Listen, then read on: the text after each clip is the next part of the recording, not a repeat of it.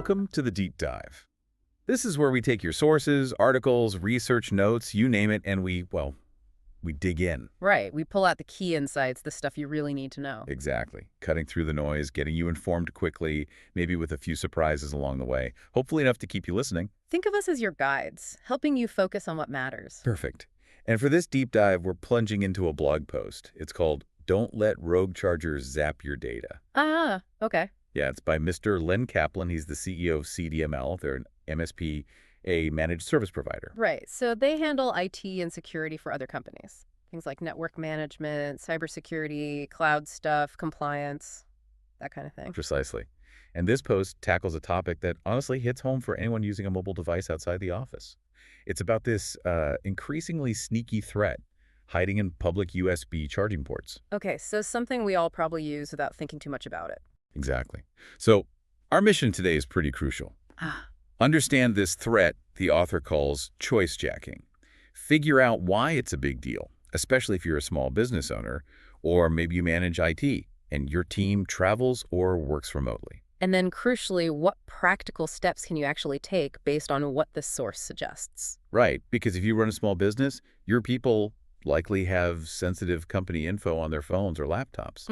Mobile security, especially out in the wild, it's just not optional anymore. All right, let's get into it. The article kicks off by saying, look, our phones, our tablets, they're essential, right? Digital lifelines. Totally. And when that battery goes red, you panic a little. You look for somewhere, anywhere to plug in. Oh, yeah. Those public USB ports, airports, cafes, they look like lifesavers. Exactly, but maybe not. Okay, so I've heard warnings before about juice jacking. You know, plug in, someone steals your data. Is choice jacking just a new buzzword for that? That's a great question, and the source makes a really key distinction here. It's not the same. Choice jacking is described as a significant step up from those older juice jacking worries. How so? Well, you remember after the first juice jacking scares, Apple and Google added security features. Yeah, the pop-ups, like, trust this computer. Yeah. You have to actually say yes. Exactly. Those prompts where you need to actively give permission for data access. Choice jacking, according to Mr. Kaplan's post, is specifically designed to get around those. Get around them. How? Instead of your phone showing you the real legitimate system prompt, the bad charging station actually throws up a fake dialog box. No way. Yeah, it might look exactly like the real thing, so you think you're just hitting allow for charging. Or maybe it asks for some weird permission that seems kind of harmless. Whoa.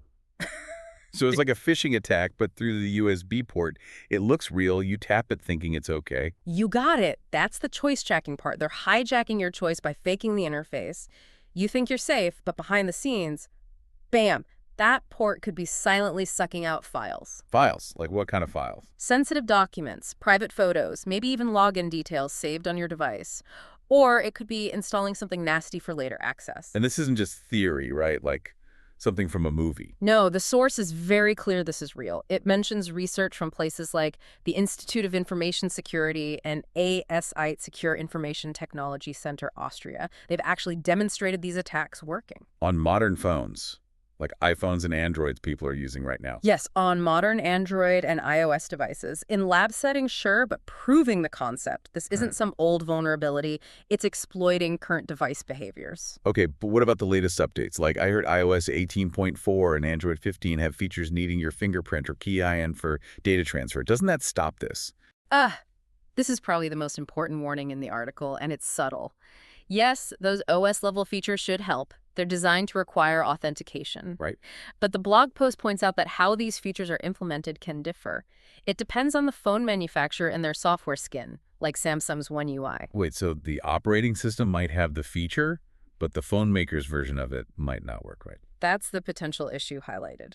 The author specifically calls out that some tests on certain Samsung phones running their One UI 7 on top of Android 15 found they didn't always demand that password prompt before allowing data to flow via USB. Seriously? So even with the latest Android, some phones might still connect data without asking? According to the source, yes. If your specific device has that kind of implementation gap, plugging into a bad port could mean your data is exposed, and you wouldn't even get a prompt to approve or deny. Yeah. That's a huge gap most people wouldn't even know to look for. Okay, that's actually kind of terrifying. The threat's real, it's sneaky, bypasses the usual checks, and even updates might not fully protect every single device. So where are these bad ports most likely to be? Well, predictably where they're most convenient. Airports, train stations, hotel lobbies, cafes, libraries, basically any public space offering that free USB charge. The exact places you need them when you're traveling or working remotely. Precisely. The source does say large-scale publicized attacks might not be common yet, but the potential for targeted attacks in busy areas is definitely there. And this loops right back to why it matters for small businesses. Your team is out there. Client meetings, conferences, coffee shops. They're using these bots. Absolutely. And the data on their phones, maybe company phones, maybe personal phones used for work under a BYOD policy, it's not just holiday snaps. Right. It's client lists, project details, maybe logins for cloud services, internal network access. All stuff that, if compromised via choice jacking, could be disastrous for the business. Think reputation damage, compliance fines, losing sensitive data. The article also mentioned public Wi-Fi risks being related. How do they connect? Yeah, it's like a potential double whammy. Public Wi-Fi is often unsecured, easy for attackers on the same network to sniff traffic. So the source suggests a sophisticated attacker could potentially hit you both ways. They use choice jacking via the USB to pull data directly off the device. While also maybe monitoring your activity on the coffee shop's Wi-Fi, Yeah. trying to grab passwords or inject malware. Exactly. It paints a picture where using that public port without care is as risky as jumping on a totally open, sketchy Wi-Fi hotspot. Same level of exposure, just a different connection method. Wow. Okay. It's a stark warning about convenience versus security. Definitely. All right. That lays out the danger pretty clearly. It sounds bad, but the article does offer solutions, right? Let's talk about defenses. What should we be doing? Okay, good news is, yes, there are practical steps outlined, the most basic. The first line of defense, use your own stuff. Meaning your own wall charger brick plugged into an actual AC power outlet or a power bank you brought from home. Exactly that. If you're just getting power from the wall through your own adapter, there's no data connection involved with the public infrastructure. Simplest, safest way. Makes sense. Avoid the port entirely if possible. What's next? If you might need to use public ports, the source strongly recommends getting a USB data blocker. Sometimes people call them USB condoms. Or just look for certified charge-only cables. A data blocker, like a little dongle. Yeah, a small adapter. You plug it into the public USB port, then plug your regular charging cable into the adapter. Then what does it do? Inside, it's designed to physically block the data pins in the USB connection. Only the power pins connect. So electricity flows, but zero data can transfer.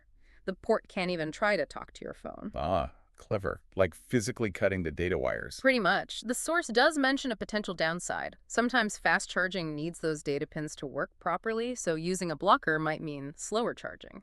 Okay, but slower charging seems like a tiny price to pay for knowing your data is safe, especially business data. Agreed. Security over speed in this case. What about device updates? You mentioned the OS features. Absolutely critical, and the source stresses this. Keep your phone's OS and firmware updated. Apple, Google, they release patches constantly. iOS 18.4 plus A, Android 15 plus are mentioned as having relevant features. But there was that big caveat, right? The huge caveat, you have to somehow verify that your specific phone model actually enforces those password or biometric prompts every single time before allowing USB data. Don't just assume the OS update fixed it for your device. So update, yes, but then test it. Or check reliable sources for your model. Exactly. If you find out your specific phone model doesn't reliably demand authentication before data transfer over USB, regardless of the OS version, the advice is blunt. Just avoid public USB ports completely. That gap is too risky. Got it. Update but verify. What if you're really stuck, like Yeah. in a rental car or an airplane seat, USB port? If you absolutely must use one, the advice is extreme vigilance. Plug it in and stare at your screen. Watch for any prompt. And look for the charge-only option. Yes. If you get a choice, charge only, file transfer, photos, whatever, carefully select charge only.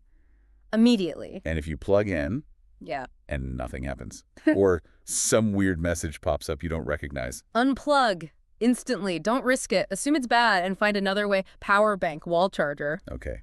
And the last piece was about the Wi-Fi risk. Right. Since public Wi-Fi is often used in the same places as these ports, the source recommends always using a secure VPN, a virtual private network, when you're on public Wi-Fi. Even if you're not charging. especially then too. But yeah, a VPN encrypts your connection, makes it way harder for anyone else on that network to spy on your activity or steal logins. It's just good practice on any untrusted network. Okay, so to recap the personal defenses from the article, use your own chargers or power banks first. If you must use a public port, use a data blocker. Keep your device updated, but check if the security prompts actually work on your model.